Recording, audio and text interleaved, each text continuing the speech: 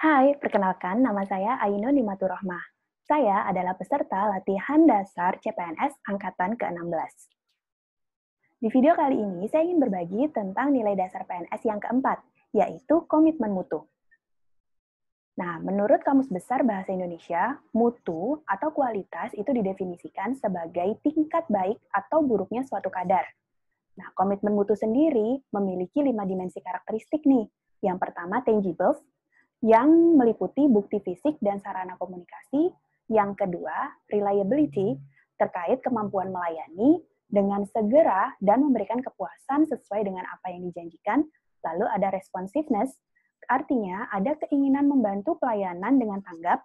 Yang keempat, assurance, artinya mencakup kemampuan, kesopanan, dan dapat dipercaya. Kelima, empati, yakni kemudahan melakukan hubungan dan berkomunikasi dengan baik dan tulus kepada pelanggan. Nah, setiap PNS diharapkan memiliki mindset melayani dengan komitmen pada mutu. Kita tidak menghadapi kompetisi antar institusi yang memperebutkan pelanggan seperti di instansi swasta. Contoh nih, kalau di perhotelan kita bisa melihat kualitas mutu yang sangat tinggi. Kita dilayani dengan segenap hati, mulai dari buka pintu sampai keluar pintu. Ya nggak sih? Nah, kita mungkin tidak menemukan hal seperti itu di instansi-instansi pemerintah.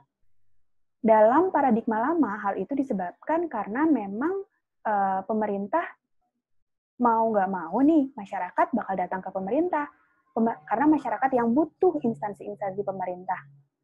Tapi, perlu diingat bahwa saat ini kita harus merubah mindset itu. Kita juga harus, kita sebagai pelayan publik juga harus berorientasi kepada kepuasan pelanggan, memberikan service excellence seperti yang di swasta berikan. Tujuannya adalah untuk mengelola layanan publik agar menjadi lebih baik di masa kini dan juga di masa yang akan datang. Ada 4 nilai dari komitmen mutu. Yang pertama itu adalah efektivitas, melibatkan ketercapaian target.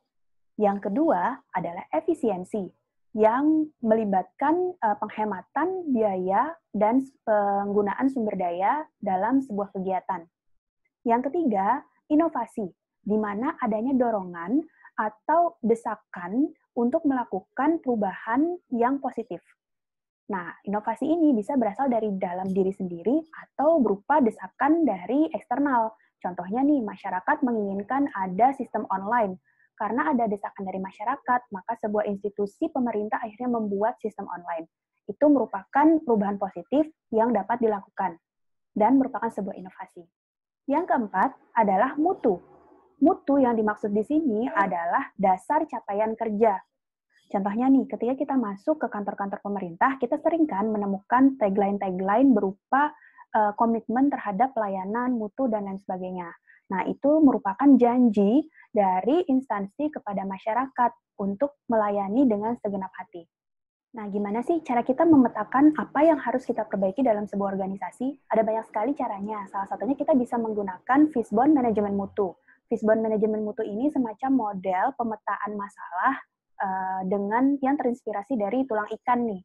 Jadi kita cari tahu dulu kinerja bermutu seperti apa, lalu apa sih masalah-masalah yang muncul dalam isu tersebut, kemudian kita klasterisasi kira-kira masalah ini nih masuk di bagian mana, di bagian mana. Dengan demikian kita bisa mengorganisasikan masalah dan mengetahui dari mana kita bisa memperbaiki. Atau kita juga bisa menggunakan model yang lain seperti analisis pohon masalah yang lebih bisa mungkin sebagian orang lebih mudah menggunakannya karena bisa menerjemahkan pemahaman kita, analisis kita lebih spesifik dan lebih detail. Untuk mengubah perilaku itu dibutuhkan waktu dan dibutuhkan internalisasi. Demikian juga membutuhkan dan juga pastinya membutuhkan lingkungan yang mendukung. Sehingga sebagai tim, kita juga harus saling mendukung sahabat-sahabat kita dalam bekerja untuk memberikan komitmen mutu yang terbaik kepada pelanggan. Nah, teman-teman, demikian materi komitmen mutu. Semoga bermanfaat ya.